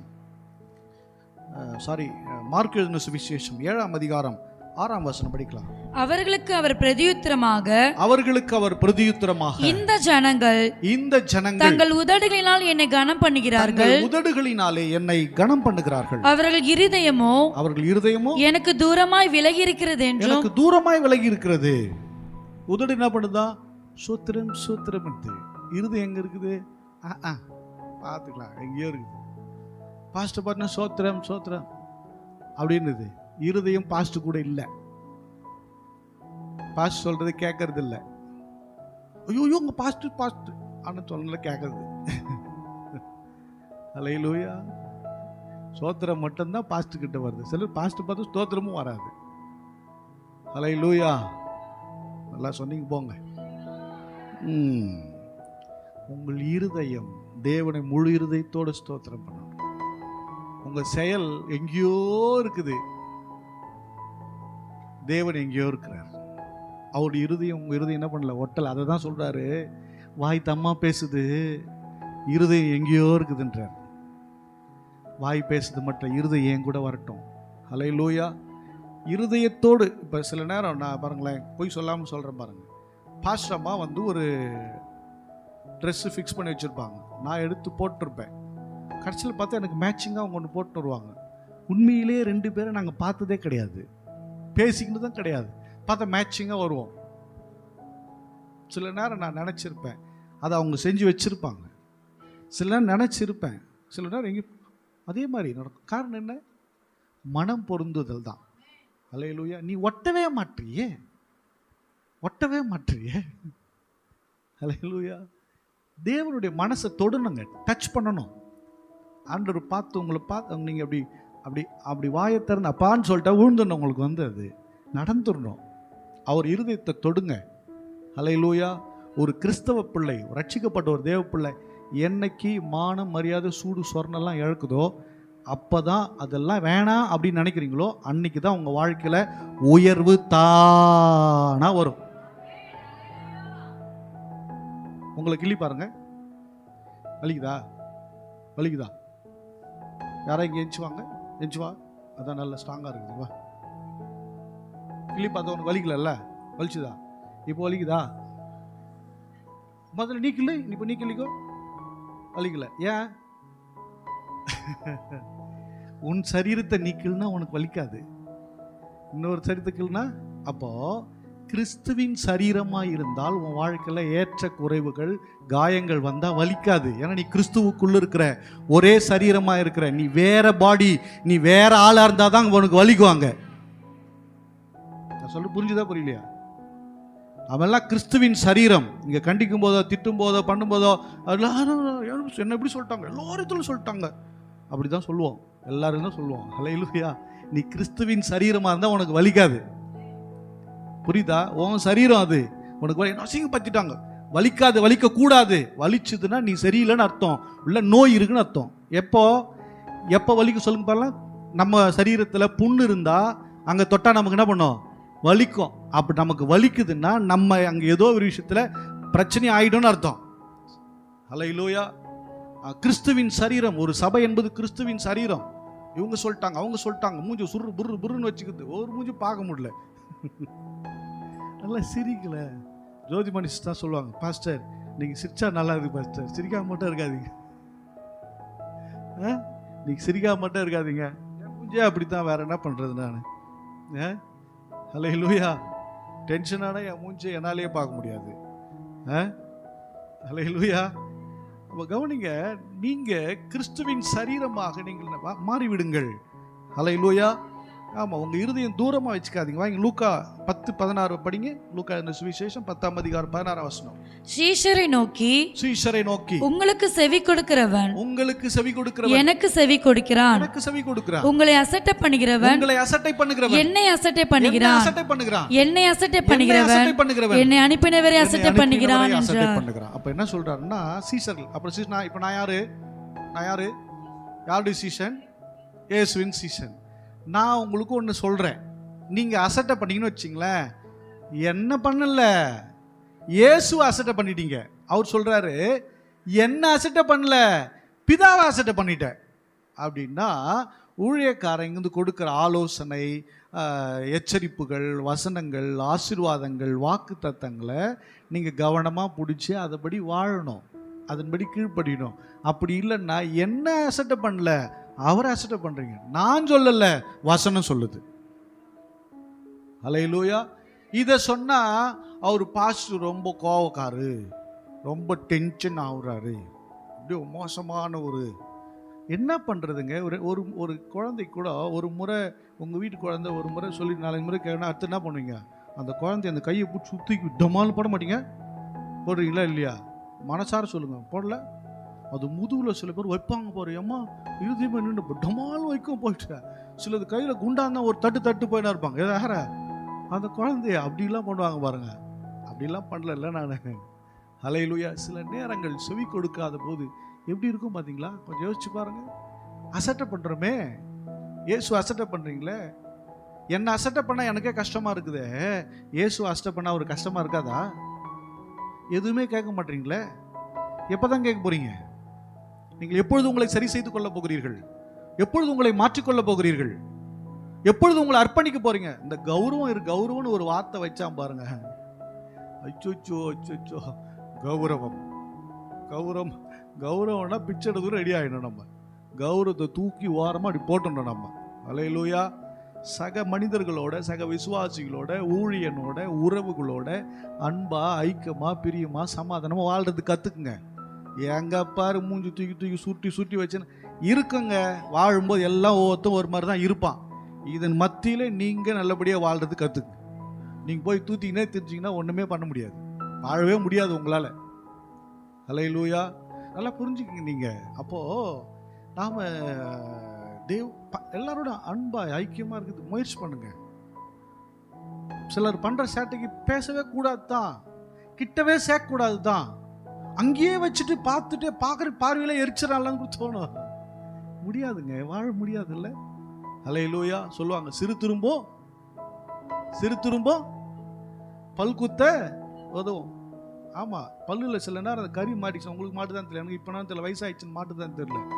போய் மாட்டேங்குது. இழுத்தாலும் வர மாட்டேங்குது, நாக்கில் தள்ளனா வர மாட்டேங்குது, இப்படி பண்ணாலும் வர மாட்டேங்குது. போயிட்டு ஒரு பின்னை எடுத்து அப்படி தள்ளினா மட்டும்தான் வருது. அது வேணான்னு தூக்கி போட்டால் முடியுமா? வாழ்க்கையில் நீ யாரையும் அசட்டை பண்ணிடாத, ரொம்ப கஷ்டப்பட்டுருவ. எல்லாம் இருக்க தான் செய்யும். இந்த உலகத்தை எல்லாத்தையும் நீ சகிச்சு தான் வாழணும். உபத்திரவம் உண்டு, நீங்கள் திடன் கொள்ளுங்கள், இதோ நான் உலகத்தை ஜெயித்திருக்கிறேன் ஆண்டவராக இயேசுக்கு சொல்கிறார். இருக்கும், எல்லாமே இருக்கும். நீ ஜெயிச்சுட்டு வா, நான் வெயிட் பண்ணுறேன், ஐ ஆம் வெயிட்டிங், நான் உனக்காக வெயிட் பண்ணுறேன், இதெல்லாம் ஜெயிச்சுட்டு வா, இதெல்லாம் டெஸ்ட்லாம் ஜெயிச்சுட்டு வா. அவருக்கே உத கொடுக்குறானுங்க. யாருக்கு? வானத்தையும் பூமியும் படைத்த ரட்சகருக்கே உத கொடுக்குறானுங்க, துப்புறான். அல்லேலூயா. அவரை விட உனக்கு என்ன கௌரவம் கிடைக்குது? உனக்கு அவரை விட நமக்கு என்ன மரியாதை கிடைக்குது? இல்லை? அல்லேலூயா. சில நேரம் அப்படி தான் தேத்திக்குது. சிலர்லாம் பேசுறதெல்லாம் கேட்கும்போது அப்படியே இருதயமே வெடிக்கிற மாதிரி, ஆண்டவரே தோத்துறேன்னா, டேய் என்னையே அப்படி தான்டா பண்ணாங்க. யாரு? என்னையே அப்படி தான்டா பண்ணாங்க, ஒன்றை மட்டும் விட்டுருவாங்களா? ஜெயிச்சுட்டு வா பார்த்துக்கலாம் அப்படின்வார். அல்லேலூயா, அல்லேலூயா. வாசிக்கலாம் மத்தேயு சுவிசேஷம் 22:5. சீக்கிரம். அழைக்கப்பட்டவர்களோ அதை அசட்டை பண்ணி அழைக்கப்பட்டவர்களோ அதை அசட்டை பண்ணினார்கள். போதும், கல்யாணம் வீட்டு கூப்பிடுறாங்க, பந்திக்கு வா, வாப்பா வாப்பா. அழைக்கப்பட்டவர்கள் தெரிந்து கொள்ளப்பட்டு சிலர் அசட்டை பண்ணுவாங்க. ஊழியத்தில் இருக்கிறவங்க, குடும்பத்தில் இருக்கிறவங்க, நம்ம இம்பார்ட்டண்டாக நினைப்போம். அவங்க பார்த்தா ரொம்ப தெனாவட்டெலாம் பண்ணுவாங்க. கைட்டு விட்டுருன்ற ஆண்டு சொல்ல, விட்டுருன்ற அசட்டை பண்ண விட்டுரு. ரோட்டில் பிச்சை எடுக்கிறவன் அவனை கொண்டு வந்து அந்த பந்தியில் உட்கார வச்சாரான் அந்த எஜமான். யாரை விட? ரோட்டில் பிச்சை எடுக்கிறவன், ரோட்டில் போகிற வரவனை கூப்பிட்டு, நீ வாயா சாப்பிடியா, நான் அவனை கூப்பிட்டேன், அவன் வரல, நீ வா, நீ உக்காந்து கம்பீரமாக சாப்பிட்டு. அவன் சொல்லுவான், ஐயா நல்லா இருக்கணும்னுவான். யாரு? பிச்சைக்காரன் சொல்லுவான், ஐயா உங்கள் குடும்பம் நல்லா இருக்கணையா, உங்கள் பிள்ளைங்க நல்லா இருக்கணையா, நீ செய்ததெல்லாம் நல்லா இருக்கணையானுவா. ஏன்னா அவன் பாவம் சாப்பிடல. ஆனால் எல்லாம் தின்னு கொழுப்பேத்து போய் என்ன பண்ணுதுன்னா, ஐயோ எனக்கு வானா, நான் வரமாட்டேன், நான் செய்ய மாட்டேன், போவான். அவ்வளோதான், ஒன்றும் கிடைக்காது. அல்லேலூயா. அப்புறம் பார்த்துன்னு பேண்ட் பார்த்து முடிச்சுட்டு இருக்க வேண்டியது தான். அல்லேலூயா. ஆமாம், அசட்டை இன்னைக்கு ரொம்ப என்ன ஆயிடுச்சுன்னா, மக்களுக்கு அசட்டை அதிகமாகிடுச்சு. வாசிங்க பார்க்கலாம். அது பாருங்களேன், தேவனுடைய அழைப்பு என்பது அசட்டை நீங்கள் பண்ணுறீங்கன்னா அது தற்காலிகமாக சில நேரம் புரியாது. ஸோ கொஞ்சம் டைம் போகும்போது அதனுடைய வேலையை காட்ட ஆரம்பிக்கும். அல்லேலூயா. வாசிக்கலாம் மத்தேயு சுவிசேஷம், அப்போஸ்தலர் நடபடிகள் 13:41. சீக்கிரம் வாங்க. அசட்டைக்காரரே பாருங்கள், பிரமித்து அழிந்து போங்கள், உங்கள் நாட்களில் ஒரு கிரியை நான் நடப்பிப்பேன், ஒருவன் அதை உங்களுக்கு விவரித்து சொன்னாலும் நீங்கள் விசுவாசிக்க மாட்டீர்கள் என்று சொல்லியிருக்கிறபடி உங்களுக்கு நேரிடாதபடிக்கு எச்சரிக்கையா இருங்கள் என்றார். சில பேர் நம்ம சொல்லி சொல்லி சொல்லி சொல்லி கேட்போம், அவங்க நம்ம அசட்டை பண்ணிட்டு போவாங்க. பிரச்சனை வரும்போது ஐயோ ஐயோ ஐயோ தோத்துறான், ஐயோ விட்டாரு, கை விட்டாரு. யாரு விட்டா? ஒண்ணு நீயே தானே அசட்டை பண்ற, நீயே தானே தள்ளுற. அல்லேலூயா. வாழ்க்கையில் தேவன் கொடுக்குற ஆலோசனைகள், தேவனுடைய வார்த்தைகளை நீங்கள் அதை அசட்டை பண்ணாமல் நீங்கள் அப்படியே நீங்கள் ஃபாலோ பண்ணுவீங்கன்னா கொஞ்ச காலத்தில் உங்கள் வாழ்க்கையெல்லாம் மாறிடுங்க. அது எத்தனை தரித்திரம், எத்தனை மோசமான ஆளெல்லாம், எத்தனை குடிகாரன், கொலைகாரன், கொள்ளைக்காரன், பிச்சைக்காரன்லாம் கர்த்தர் மாற்றி வேற நிலையில் கர்த்தர் வச்சிருக்கிறார் தெரியுமா? உன்னை மட்டும் விட்டுருவாரா? நீ மட்டும்தான் உலகத்திலே கஷ்டப்படுற மாதிரி, மற்றவங்க எல்லாம் சொகுசாக இருக்கிற மாதிரி நினச்சிருக்கிறிய. எல்லாருக்கும் கஷ்டம் வரும். அதிலே தேவனை தேடு, அதில் அவருடைய வார்த்தைக்கு செவி கொடு, அதில் அவரை நோக்கிப்பார், அவர் விடுவித்த உன்னை ஆசீர்வதிப்பார். அல்லேலூயா. ஆமாம், உனக்கு சிங்கம் இல்லை, உனக்கு தேள்கள் இல்லை, உனக்கு பாம்பு இல்லைன்னு சொல்ல மாட்டார். சிங்கத்தின் மேலே நடக்க வைப்பார், பாம்பின் மேலே மிதிச்சு நடக்க வைப்பார், அல்லது தேள்களை மிதிச்சு நடக்க வைப்பார். அதெல்லாம் வராது, எல்லாம் வரும். சிங்கம் வரும், பாம்பு வரும், புலி வரும், எல்லாம் வரும், சர்பம் வரும், எல்லாமே வரும். தேளுகள்லாம் வரதான் சரி. போயிட்டு நீ அதை கடந்து போவாய், நீ மிதித்து நடந்து போவாய். ஐயோ இது வருதே அது வருதேன்னா அப்படியே இருக்க வேண்டியது தான் காலம் முழுக்க. அல்லேலூயா. தேவன் வாழ்க்கையை மாற்றுகிறவர். அல்லேலூயா. செவி கொடுத்து வாருங்கள், அசட்டை செய்யாதிருங்கள். ரோமருக்கு நிருபம் 2ஆம் அதிகாரம் 4-5 வசனங்களை படிக்கலாம். சீக்கிரம். அல்லது தேவ தயவு நீ குணப்படும்படி உன்னை ஏவுகிறது என்று அறியாமல் அவருடைய தயவு, பொறுமை, நீடிய சாந்தம் இவைகளின் ஐஸ்வர்யத்தை அசட்டை பண்ணுகிறாயோ? உன் மன கடினத்திற்கும் குணப்படாத இருதயத்திற்கும் ஏற்றபடி தேவனுடைய நீதியுள்ள தீர்ப்பு வெளிப்படும் கோபாக்கினி நாளிலே உனக்காக கோபாக்கினியை குவித்துக் கொள்ளுகிறாயே. கோபாக்கினி என்ன பண்ற? குவித்து கொள்ளுகிறாயே. நீங்கள் அந்த அதிகாரத்தை ஃபஸ்ட்லேருந்து படித்து வீட்டில் போய் படிக்க நேரம் கிடையாது, அதுக்காக முடிக்கிறேன் நான். நீ மற்றவங்களையே குறை சொல்லி எல்லாரும், சில பேர் பார்த்தீங்கன்னா அவங்க மட்டும்தான் பர்ஃபெக்ட், இவங்க சரியில்லை, அவங்க பக்குவப்படையில்லை, இவங்க மாற்றமே இல்லை, இவங்க நோவ மாதிரி தேவதூத மாதிரி ரக்கை அடிச்சு நிற்கிற மாதிரியும் அடுத்தவங்க மாறலை, இவர்கள் தெரியலை, அது தெரியல, இது தெரியலன்னு. முதல்ல நீ மாறு. அல்லேலூயா. அதெல்லாம் நீ பார்க்கும்போது உனக்கு உணர்த்தும் போது என்னன்னா, நீ உனக்கு தேவ தயவு இருக்கிறது, தேவன் உன் பேரில் தயவா இருக்கிறார், நீ உன்னை மாற்றிக்கொள்ளும்படி தேவன் உன்னை ஏவுகிறார் என்பதை புரிந்து கொள். நீ அது மாதிரி வாழ்ந்துடக்கூடாது, நீ இப்படி செஞ்சிடக்கூடாது, நீ இப்படி இருந்துடக்கூடாதுன்றதை கர்த்தர் உணர்த்துகிறார். அப்படி இருந்தோம்னா நரகத்துக்கு பாத்திரமா இருக்க மாட்டோம், பிரச்சனைக்கு பாத்திரமா இருக்க மாட்டோம், தேவன் கொடுக்கிற நன்மையின் பாத்திரமா இருப்போம். அல்லேலூயா. நமக்கு அதை புரிஞ்சுக்கிறதுக்கு நமக்கு என்ன பண்ணல, திராணி இல்லை. வாசிக்கலாம் 1 தெசலோனிக்கேயர் 4:8. ஆகையால் அசட்டை பண்ணுகிறவன் மனுஷரை அல்ல, அசட்டை பண்ணுகிறவன் மனுஷரை அல்ல, தமது பரிசுத்த ஆவியை நமக்கு தந்திருன பரிசுத்த ஆவியை அசட்டை பண்றார். அல்லேலூயா. தேவனையே அசட்டை பண்றார். கவனிங்க, போதகன் கொடுக்குற ஆலோசனை எனக்கு என்னங்க வந்தது, நேற்று நைட்டு நான் உட்காந்து ஜோமன் ஆண்டவர் ஏதாவது சொல்லுங்க எதையாகிலும் சொல்லுங்கன்னு உட்காந்து மணி படுக்கும் 12:15 படுத்தாலும் தூக்கம் வரல. ரொம்ப நேரம் பாஸ்ட் ரொம்ப நேரம் முழிச்சு படுத்து கிடந்தேன், தூக்கம் வரல. என்ன ஏதோ சொல்லுங்கன்னு உட்காந்து கிடக்குறேன். கர்த்தர் சொன்னதை எத்தனை பண்ண உங்களுக்குன்னு சொல்லிட்டு போகிறேன். அப்போ அவர் வந்து எனக்காகவே பேசுகிறார், என்னை பார்த்து பேசினார், கை நீட்டி பேசினாருன்னா, பரிசுத்த ஆவி நீ அசட்டை பண்ண எனக்கு என்ன இருக்கு, நீ தான் அதனுடைய பலனை அனுபவிக்க போற. கரெக்ட் தானே? நான் ஆண்டு சமூகத்தில் உட்காந்துருந்து காத்திருந்து தேவனுடைய வார்த்தை கேட்டு நான் வந்து கொடுக்குறேன். நீ அசட்டை பண்ண எனக்கு என்ன இருக்கு, நீ ஆச்சு கடவுளாச்சு. பரிசுத்த ஆவியை நீ அசட்டை பண்ணாதிருப்பாயாக. நேற்று நைட்டு ஒரு வசனத்தை கொடுத்தார். அந்த வசனம் தான் நான் வாக்குத்தத்தம் கொடுக்கலான்னு இருக்கேன். அந்த வேர்டை வந்து நைட்டு கேட்க மாட்டவர் சொல்கிறார். படுத்து கொஞ்சம் நேரத்தில் அப்படி கண் இழுத்துட்டு போகும்போது ஒரு வேர்டை சொன்னார். அந்த வேர்டு அந்த நேரத்துக்கு எஞ்சி செல்ஃபோன் எடுத்து நோண்டி, இப்போ பாஸ்டமா இப்போ கூட செல்ஃபோன் நோண்டுறீங்க அப்படின்னா, இல்லை வசனத்தை கர்த்தர் பேசின வசனம் டக்குன்னு எடுத்து அந்த வேர்டு எடுத்து பார்த்து எடுத்து படி வச்சுட்டேன் நான். அல்லேலூயா. தேவனுடைய பிள்ளை, தேவன் நம்மோடு இடைப்படுகிறார். அதான் கர்த்தர் கொடுக்குறார். அந்த வார்த்தையை அசட்டை பண்ணாமல் அந்த வார்த்தையின்படி நடக்கிறதுக்கு இந்த காதை நல்லா கொடுக்கணும். காதை கொடுத்த பிறகு இருதயத்துக்கு கொடுக்கணும். அப்போது நீங்கள் அதை அசட்டை பண்ணும்போது நீங்கள் அதை இழந்து போகிறீங்க. அல்லேலூயா. தேவனுடைய வார்த்தை நீங்கள் அசட்டை பண்ணக்கூடாது. வாசிக்கலாம், யூதாவின் புஸ்தகம் 1:8 வாசிங்க. அப்படி போலவே சொப்பனக்காரராக இவர்களும் மாம்சத்தை அசுசிப்படுத்திக் கொண்டு கர்த்தத்துவத்தை அசட்டை பண்ணி மகத்துவங்களை தூஷிக்கிறார்கள். ஆமா, கர்த்தத்துவத்தை அசட்டை பண்றாங்க. கர்த்தத்துவம்னா என்ன? தேவனுடைய வல்லமை, அதிகாரம், இதெல்லாம் கர்த்தத்துவம். தேவனுடைய வல்லமை, அதிகாரம், தேவனுடைய அத்தனை செயல்களையும் ஒரு அசட்டை பண்றான் அப்படின்னா அவங்க வந்து கர்த்தத்துவ அசட்டை பண்றாங்கன்னு அர்த்தம். அல்லேலூயா. தேவனுடைய வல்லமை, கர்த்தர் சோகம் கொடுப்பாருங்க. என்னது நமக்கே ஜோம் பண்ணுற விசுவாசம் படுபல். ஏதோ சொன்னாங்க, அதெல்லாம் வந்து ஜோம் பண்ண வந்தேன். நாங்கள் இங்கேயும் பார்த்துக்குவோம், டாக்டர் பார்த்துக்குவோம். சரி, நான் சில பேர் சொல்லுவேன் போவாத சரியாயிடுன்னுவேன். அவங்க போயிட்டு சரிங்கய்யா அப்படி சொல்லிட்டு போய் பார்ப்பாங்க. எனக்கு வந்து தப்பு இல்லை அது, ஆனால் தப்பு தான். என்னது தப்பு இல்லை, ஆனால் தப்பு அது. நீங்கள் அந்த வார்த்தை விசுவாசிட்டு போனோம். இயேசுக்கு தான் சொன்னார், 10 குஷ்ரோகிக்கு வந்தாங்க, நீங்கள் போய் ஆசாரத்தில் போயிட்டு காணிக்கை செலுத்துங்கன்னு சொன்னார். சுகமாகிட்டேன்னு சொன்னாரா? ஆசாரிட்ட போய் இதை காமிச்சு இந்த குஷ்ரோகத்துக்கு காணிக்கை என்ன பண்ணு செலுத்தினார். போகிற வழியில் 10 பேர் சுகமாயிட்டான். இந்த 10 பேர் விசுவாசித்து போனான் தெரியுமா? அவனை போயிட்டு நல்ல வைத்தியராப்பாருன்னு சொல்ல, நீ நேராக போகும்போது போய் ஆசாரிட்ட காமிச்சு காணிக்கை போடுன்னு சொன்னார். நேராக போயிட்டு போகிற வழியில் சுகமாயிட்டானுங்க. அதே போய் நான் சொல்கிறத கேட்டு அப்படியே அப்படின்னு சுகமாயிடும். உனக்கு அப்படியே உனக்கு விடுதலை ஆகிடும்.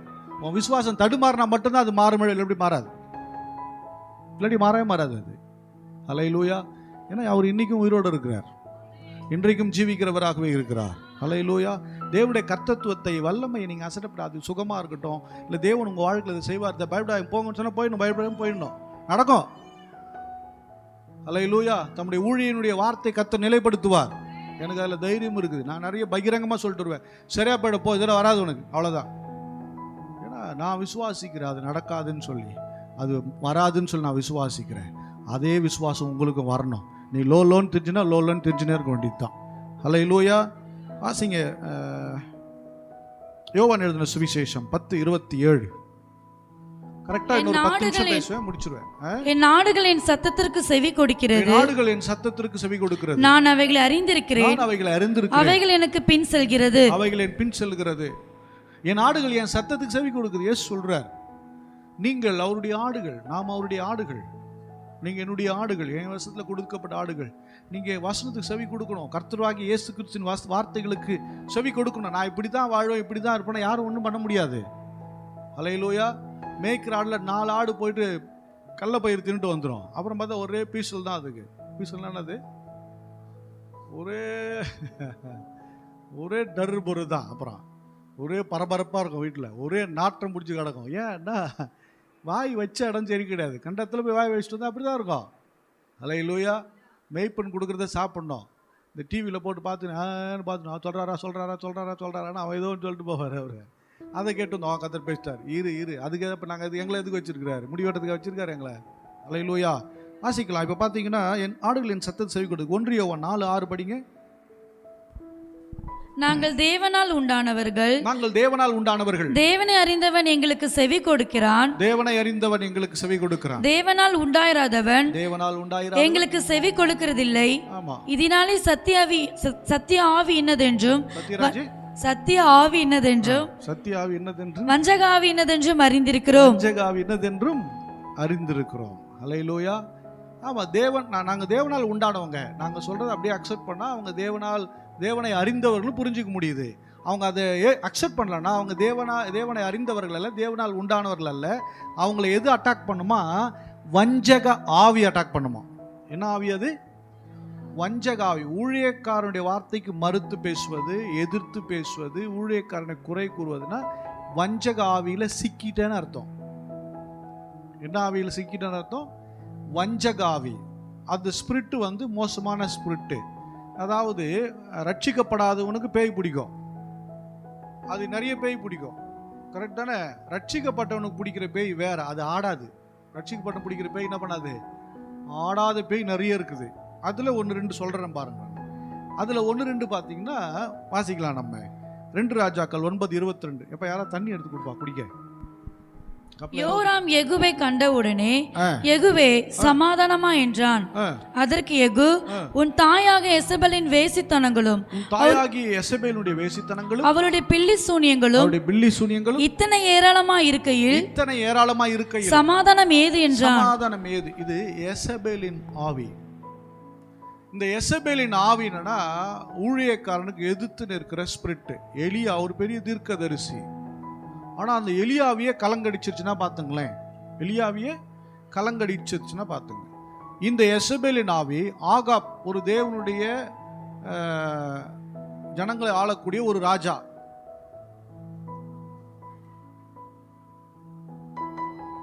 அந்த ராஜா தேவனை வணங்கி கொண்டிருந்தான்.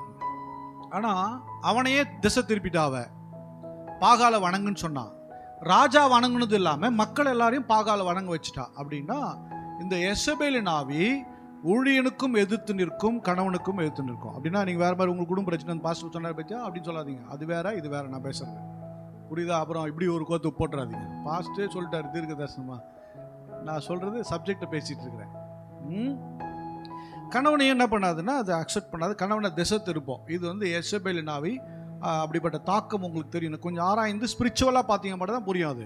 அப்போ அந்த ஸ்பிரிட், இந்த எசபேலின் ஆவி என்ன பண்ணால் அப்படி ஒரு பிரச்சனையை உண்டாக்கும். ஹல்லேலூயா. அப்போ 2வது பார்த்தீங்கன்னா விபச்சாரங்கள், வேசித்தனங்கள் சொல்லுது, விக்கிரகாராதனை சொல்லுது. அப்புறம் பார்த்தீங்கன்னா வேற என்ன சொல்லுது? பில்லி சூனி. அப்போ இது என்ன ஆக்சுவலி இதனுடைய முழு கான்செப்ட் என்னன்னா, இது யாருன்னா பெண்களையும் பிடிக்கும், ஆண்களையும் பிடிக்கும். ஒரே அது பெண் ஆவி தான். ஆனால் அது பெண்ணையும் பிடிக்கும், ஆணையும் பிடிக்கும். இந்த ஸ்பிரிட் இந்த வேலைகளை இது செய்ய ஆரம்பிக்கும். ஹல்லேலூயா. இதை கண்டுபிடிக்க முடியாது. ஏன்னா பாஸ்டரே பிடிச்சிக்கும், சில நேரம் ஊழியம் செய்கிறவங்கள பிடிக்கும், தீர்க்கதரிசியை பிடிச்சிக்கும். அந்த ஸ்பிரிட்டு கண்டுபிடிக்க முடியாது. ஏன்னா அதற்குள்ள பெருமை இருக்கும், தற்பெருமை நாவி இருக்கும், பெருமை நாவி இருக்கும், இச்சை நாவி வேலை செஞ்சுக்கிட்டே இருக்கும்.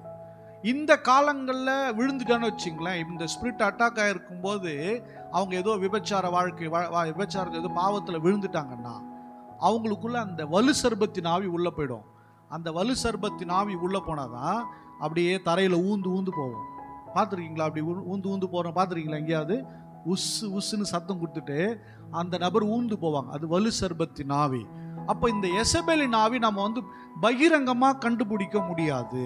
அது அப்படியே ரகசியமாக அப்படியே இருந்து ஆக்டிவ் பண்ணிட்டு இருக்கும். சில நேரம் கள்ள தீர்க்க தரிசனம் சொல்லும். சொப்பனங்களை கூட பார்த்து சொல்லுவாங்கன்னு வச்சுங்களேன். அதில் 1-2 நடந்துடும். அப்படி நடந்துச்சுன்னா நம்ம அவங்களுக்கே தெரியாது இல்லை, கர்த்தர் நம்ம கூட நோ. இதை எப்படி ஐடென்டிஃபை பண்ணுறது நான் உங்களுக்கு சொல்கிறேன். அப்போ இந்த எசபேலின் ஆவி இப்படிப்பட்ட ஒரு ஆவி, இதை எப்படி கண்டுபிடிக்கிறது, இதை எப்படி சரி பண்ணுறது? அப்படின்னா இந்த எசபேலின் ஆவி உடையவர்களாக இருந்தால் நமக்கு சமாதானம் இருக்காது, சமாதானம் கெட்டுரும். அல்லேலூயா. தேவன் நமக்கு கொடுத்தது என்ன கொடுத்துருக்காரு? முதல்ல என்ன கொடுத்தாரு? என் சமாதானத்தை நான் உங்களுக்கு கொடுக்கிறேன். அவருடைய பீஸ்ஃபுல் லைஃபே கொடுக்குறாரு. அப்போ சமாதானம் கெட்டு போகுதுன்னா இந்த எசபேலின் ஸ்பிரிட் வேலை செய்ய ஆரம்பிக்கும்.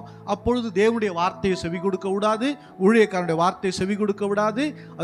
அந்த தற்பெருமையில் நிற்கும் இந்த ஸ்பிரிட். வாசிங்க 1 சாமுவேல் 15ஆம் அதிகாரம் 23ஆம் வசனம் வாசிங்களே. ரெண்டகம் பண்ணுதல் பில்லிசூனிய பாவத்திற்கும் முரட்டாட்டம் பண்ணுதல் அவபக்திக்கும் விக்கிரக ஆராதனைக்கும் சரியா இருக்கிறது. ஆராதனைக்கும் சரி. பகிரங்கமா விக்கிரக ஆராதனை அப்படின்னா சில பேர் பின்மாற்றத்துல போனவங்க, தேவனை அறிந்து பின்மாற்றத்தில் போன விக்கிரகத்தை ஆராதிக்கிறவங்க, அவர்கள் வலு சர்பத்தின் ஆவி உடையவர்கள் 100%. அவர்களுக்கு நரகம் நியமிக்கப்பட்டிருக்குது. அவங்க எவ்வளோ பெரிய ஆளாக இருந்தாலும் சரி, கர்த்தரோட தூரம் போயிட்டாங்கன்னா அவங்க நரகம் தான், மாற்றமே கிடையாது. அல்லேலூயா. நம்ம கனிமனரில் அப்படி நிறைய பேர் இருக்கிறாங்க, கர்த்தரோடு பின்மாற்ற போயிட்டு 100% என்னதான், நரகம் தான், வலு சர்பத்தின் ஆவி உள்ளன்னு அர்த்தம். சரி, அடுத்தது வருவோம். இப்போ நம்ம இப்போ ரெண்டகம்னா இங்கேயும் அங்கேயும் பேசி கலகத்தை உண்டு பண்ணுற ஸ்பிரிட். அது ரெண்டகத்தின் ஆவி. பில்லி சுனி என்ன அவங்களுக்கு தெரியவே தெரியாமல் சுனி வச்சுட்டு போயிடுவான், தகடு சொல்லிட்டு போயிடுவான், தகடு வச்சுட்டு பொம்மை வச்சுட்டு போயிடுவான். அதை போல் போயிட்டு இங்கேயும் எங்கேயும் பிரச்சனைகளை உண்டு பண்ணி அந்த குடும்பத்துக்கு அவங்களுக்கு சம்மந்தமே இருக்குது. அங்கே போய் 2 போட்டு விட்டு போயிடுவாங்க, இங்கே 2 போட்டு போயிடுவாங்க. இது ரெண்டகத்தின் ஆவி. உண்ட வீட்டுக்கு என்ன பண்ணக்கூடாதா? ரெண்டகம் பண்ணக்கூடாது. அவங்க எவ்வளோ வேண்டியுள்ளா இருப்பானா அங்கே என்ன பண்ணுவாங்கன்னா அங்கே ஒரு சிண்டு முடிச்சு விட்டு போயிடுவாங்க. இது பில்லி சூனிய ஆவி. இது எப்படி நடக்குதுன்னா இது எசபேலின் ஆவியினுடைய தொடுதல். அடுத்தது என்னது? அடுத்து என்ன சொன்னேன் படிங்க. முரட்டாட்டம். அதாவது தப்புன்னே தெரியுங்க, பகிரங்கமா தப்புன்னு தெரியும், இதை செய்யக்கூடாதுன்னு தெரியும், தெரிஞ்சே தைரியமா தப்பு பண்ணுவாங்க. இது முரட்டாட்டத்தின் ஆவி. இதுவும் எசபேலின் ஆவியினுடைய ஒரு பாற்று. இது அப்போ முரட்டாட்டம் தப்புன்னு தெரிஞ்சா மனம் திரும்பணும், வருந்தணும், அதை விட்டுறணும். அல்லேலூயா. அதை மீண்டும் மீண்டும் நீங்கள் நியாயப்படுத்தி அதை சரின்னு சொல்லி அதை போய் நீங்கள் அப்படியே நீங்கள் போட்டு நிறுத்தினீங்கன்னா, நீங்கள் உங்கள் நியாயத்தை நீங்கள் பேச நீங்கள் விரும்புனீங்கன்னா அது எசபேலின் ஆவியாக இருக்குது. அது விக்கிரக ஆராதனை பண்ணுறதுக்கு சமமாக இருக்குது. அல்லேலூயா. உங்களுக்கு ஊழியன் ஒரு எச்சரிப்பு கொடுத்தா அதுக்கு திரும்ப நீங்கள் பேசுறது இல்லை, அதை நான் சரி செய்து கொள்ளுகிறேன்னு எப்போ சொல்கிறோமோ அப்போ தான் நீங்கள் கர்த்தருக்குள்ள இருக்கிறீங்கன்னு அர்த்தம். நான் பண்ணது சரி, நீங்கள் இது இப்படி நான் பண்ணேன் அப்படி நோ. சரி செய்து கொள்றேன்னு எப்போ உங்கள் வார்த்தை வருதோ அப்போ தான் நீங்கள் சரண்டர் ஆகிட்டீங்கன்னு அர்த்தம். அல்லேலூயா. அப்படி இல்லைன்னா நீங்கள் அந்த இடத்துல இல்லவே இல்லைன்னு அர்த்தம். இது எப்படி இன்னும் கன்ஃபார்ம் பண்ணுற பாருங்க. கலாத்தியருக்கு எழுதின நிருபம் 5ஆம் அதிகாரம், கலாத்தியர் 5:20. விக்கிரக ஆராதனை, பில்லிசூனியம், பகைகள், விரோதங்கள், வைராக்கியங்கள், கோபங்கள், சண்டைகள், பிரிவினைகள், மார்க்கபேதங்கள், பொறாமைகள், கொலைகள், வெறிகள், விளையாட்டுகள் முதலானவைகள். ஆமா. இப்ப நீங்க படிச்சீங்களா? பகை, விரோதம், கசப்பு. நீங்க ஆவியில நிரம்புறன்னு நீங்க நினைச்சுக்கிட்டு ஆவியில நிரம்பி, அல்லது நீங்க ப்ராப்பர்சி சொல்லி, அல்லது நீங்க கர்த்தருடைய பணி ஏதோ நீங்க செய்துட்டு இருந்தாலும் இந்த கசப்பு, பகை, விரோதம், சண்டை, கொலைவெறி, எரிச்சல், மார்க்கபேதம் இதெல்லாம் உங்களுக்குள்ள இருக்குன்னா சந்தேகமே இல்லை, உங்களுக்குள்ள எசபேலின் ஆவி இருக்குன்னு அர்த்தம். கிறிஸ்துவுக்குள்ள யாரையும் பகைக்கிறதுக்கு நமக்கு என்ன இல்லை. இன்னைக்கு மோசமா இருப்பாங்க, நாளைக்கு மாறிடுவாங்க. இன்னைக்கு என்ன பண்ணிடுவாங்க, நாளைக்கு மாறுவாங்க. ஆனா பகையா பகைக்கிறது, பழியா பழிக்கிறது, கசப்பு, விரோதம் அப்படியே வச்சுட்டு எரிபுரியா நிற்கணும். அப்படியே கோபம் வரும். கோபம் வரலாம், நாய் கூட நம்மளை மதிக்காத வச்சுங்களேன். கோபம் வரலாம், அது போயிடணும். அது உடனே கோபம் என்ன பண்ணிடணும், போயிடணும். அந்த கோபத்தை அப்படியே போட்டு ஆக்ரோஷமாக மாசக்கணக்கில், வருஷ கணக்கில். அப்போது புறஜாதிக்கு நம்மளுக்கு என்ன இருக்குது, வித்தியாசமே இல்லையே. அப்போ இது என்ன ஸ்பிரிட்டுன்னா எசபேலின் ஆவி. அல்லேலூயா. மன்னிச்சு விட்டு போங்க. இன்னைக்கு உங்களால் அவங்ககிட்ட ஃபேஸ் பண்ண முடியலையா, அதை விட்டுருங்க, விட்டுட்டு போயிட்டே, கடந்து போயிட்டே இருங்க. தேவன் பார்த்து கொள்வார். என்னால நானும் ஃபேஸ் பண்ணுறேன், சில நபர்களை, சில விஷயங்களை ஃபேஸ் பண்ணுறேன். என்ன பண்ண முடியும், விட்டுட்டு போயிட்டாரு. கர்த்தர் உனக்கு நியாயம் செய்வார். அல்லேலூயா. உன் நியாயத்தை பட்டப்பகலை போல யார் தெரியுமா வெளிப்பட பண்ண முடியும்? அவர் தான் வெளிப்பட பண்ணுவார். அல்லேலூயா. உங்களை நீதிமானாக்குறது யார் தெரியுமா? அவர் தான் நீதிமானாக்க முடியும். நான் போய் என்ன நீதிமானாக்க முடியுமா? இருதயத்தை கீழ்ச்சா காமிக்க முடியும்? நான் அப்படிலாம் இல்லைங்கன்னு சொல்ல முடியுமா? சொல்ல முடியாது. என்னை நீதிமானாய் நிற்க பண்ணுகிறவர், என் வாழ்க்கையை பார்த்து அவர் மற்றவங்க நிதானிக்கக்கூடிய அளவு கர்த்தர் செய்வார். அதை நீங்கள் உங்களை யாரோட என்ன சொல்ல பற்றி கவலைப்படாதீங்க. ஆனால் நீங்கள் உங்களை நீதிமான நிறுத்துகிற கர்த்தர். ஆனால் இப்படிப்பட்ட சுபாவங்கள் இருக்குன்னா எசபேலின் ஆவி வேலை செய்ய ஆரம்பிக்கும். இப்படிப்பட்டவர்கள் கொஞ்ச நாள் அமைதியாக கர்த்தரோடு இருப்பது நல்லது. எந்த விஷயத்திலும் தலைப்படாமல் தேவ சமூகத்தில் அமர்ந்து வேதம் படித்து தன்னைத்தான் தாழ்த்துகிற அனுபவத்துக்குள்ளே வரணும். என்ன பண்ணுவான்? தன்னைத்தான். ஆமாம், பெருமை உள்ளவனுக்கு தேவன் எந்த மனுஷனும் நிற்கல. தேவனே நிற்கும் போது என்னங்க பண்ண முடியும்? நம்மளுக்கு எதாவது செய்ய முடியுமா? ஒன்றுமே செய்ய முடியாது. தேவனே எடுத்துன்னு இருக்கிறார். அப்போ நம்மை தாழ்த்த தாழ்த்த தாழ்த்த தேவன் கிருபை அளிக்கிறார். அல்லேலூயா. நான் இப்போ சரியாயிட்டேன்ற ஒரு நிதானம் வரும். நம்மை அர்ப்பணிக்கிற அர்ப்பணிப்பு வரும். அந்த அர்ப்பணிப்பு வரும்போது தான் அந்த எசபேலின் ஆவி நம்மளை விட்டு போச்சுன்னு அர்த்தம். அல்லேலூயா. அல்லேலூயா. வசனத்தை உள்ள கொண்டு போக இந்த வசனம் அந்த எசபேல் ஆவியினுடைய அத்தனை செயல்களையும் அது டெஸ்ட்ராய் பண்ண ஆரம்பிக்கும், அழிக்க ஆரம்பிச்சிடும். அல்லேலூயா. வாசிக்கலாம் ஒரு வசனத்தை. 1 தீமோத்தேயு 3:8. அந்தபடியே உதவிக்காரரும் இருநாக்குள்ளவர்களாயும் மதுபான பிரியராயும் இழிவான ஆதாயத்தை இச்சிக்கிறவர்களாயும் இராமல் நல்லொழுக்கம் உள்ளவர்களா விசுவாசத்தின் ரகசியத்தை சுத்த மனசாட்சியிலே காத்துக் கொள்வர்களாயும் இருக்க வேண்டும். அல்லேலூயா. இது ரொம்ப முக்கியம். இது இரு நாக்குள்ளவர்களா, ஆளுக்கு ஏத்த மாதிரி பேசுகிறது. இங்க பார்த்தா இங்க, அங்க பார்த்தா அங்க, அங்க பார்த்தா அங்க. ஐயோ, எல்லாருக்கும் நல்ல பிள்ளை, எல்லாருக்கும் நல்ல பிள்ளை. ஐயோ ஐயோ, அந்த பிரதர் அந்த சிஸ்டர் மாதிரி இல்லை, அந்த பிரதர் மாதிரி இல்லை. அவளை இரு நாக்குள்ள இருக்கக்கூடாதான். மேன்மை கிடைக்காது. மேன்மையை கர்த்தர் கொடுக்க மாட்டார். அதாவது அது என்னைக்கோ ஒரு நாள் அந்த வேஷம் வெளியே வந்துடும்ல, வருமா வராதா? அப்போ நல்ல பேர்லாம் போயிடும், கெட்ட பேர் ஆகிடும். அதெல்லாம் எடுத்து அதில் இதெல்லாம் எசபேலின் ஆவியினுடைய வேலைகள். அல்லேலூயா. இழிவான ஆதாயம். நம்ம உழைக்காம ஒன்று வருதுன்னா அது நமக்கு வேண்டாம். அது நம்முடைய உழைப்புக்கு உண்டான பலன் போதும். நம்ம உழைக்காம இதாகிலும் எப்படியோ கிடைக்குமா, அப்படி கிடைக்குமா அப்படிலாம் நம்ம யோசிக்கக்கூடாது. நம்முடைய உழைப்பு நமக்கு உண்டான நமக்கு கிடைச்சா போகிறோம். இப்போ கவர்மெண்ட் கொடுக்குது, வாங்கிக்கலாம், தப்பு இல்லை. ஆனால் எங்கேயாவது மாட்டுமா? இதுக்குன்னே சில பேர் சுற்றுறலாம். எவன் சொத்தியா ஆட்டையை போடலாமா, எவன் பணத்தையா அதை ஆட்டையை போடலாம், இப்படி சுற்றுறலாம் இருக்கான். பட் இழிவான ஆதாயங்கள் ஏதோ ஒரு வகையில் அது தவறு. அது நான் கூட சொல்லுவேன் பாருங்களேன். சில ஸ்கீம்ஸ் எல்லாம் போகும், எம்எல்லாம் போட நம்ம தொடவே கூடாது. அதெல்லாம் தொடவே கூடாது, அது போகக்கூடாது. அது நம்மளை கொண்டு போய் நம்மளை அப்படியே லைஸாக உள்ளே போய் சொறி விட்டுரும். அது எடுத்துன்னு போயிட்டு அல்லேலூயா நம்முடைய வாழ்க்கையை கெடுத்து போட்டு விடும். அடுத்தது வேற என்ன சொன்னேன்? அதுக்கப்புறம்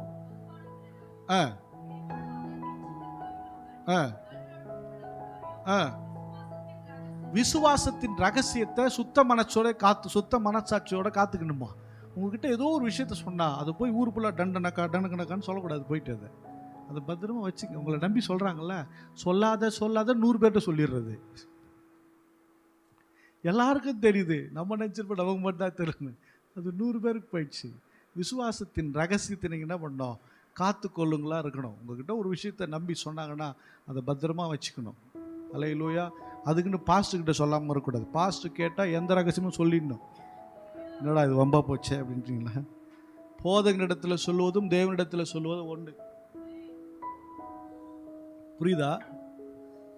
போதகனுக்கு மன்னிக்கிறதுக்கு அதிகாரம் கொடுத்துருக்கிறார்னா போதகனிடத்துல நீ ரகசியத்தை சொல்லலாம். ஏன்?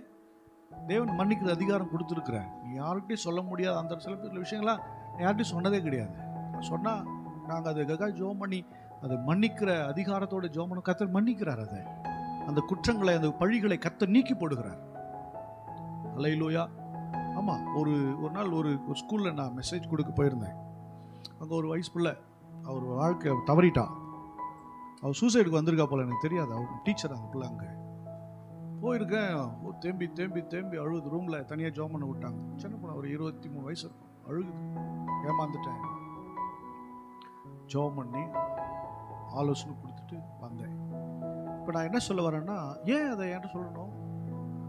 மன்னிக்கிறதுக்கு தேவன் ஊழியனுக்கு அதிகாரம் கொடுக்குறார். அல்லேலூயா. அதோட அவள் முடிஞ்சிருச்சு. அவள் தெரிஞ்சோ தெரியாம ஃபினிஷ்ட். ஆனால் அதுக்கப்புறம் நீ போ, இனி பாவம் செய்யாதே. அல்லேலூயா. ஆனால் தேவனுடைய பிள்ளைகள் கர்த்தருக்குள்ள உறுதியாக இருக்கணும். மனம் பொருந்தி நீங்க செவி கொடுத்தீங்கன்னா நன்மையை புசிப்பீர்கள். அல்லேலூயா. அப்போ இவ்வளோ நேரம் கேட்ட வசனம் உங்களுக்கு புரிஞ்சிருக்குன்னு நினைக்கிறேன். பிரயோஜனமாக இருந்துச்சுன்னு சொல்லுங்க. ஒரு அல்லேலூயா சொல்லுங்க. அப்படி எழுந்து நின்று கர்த்தரை நோக்கி ஸ்தோத்திரம் பண்ணுவோம்.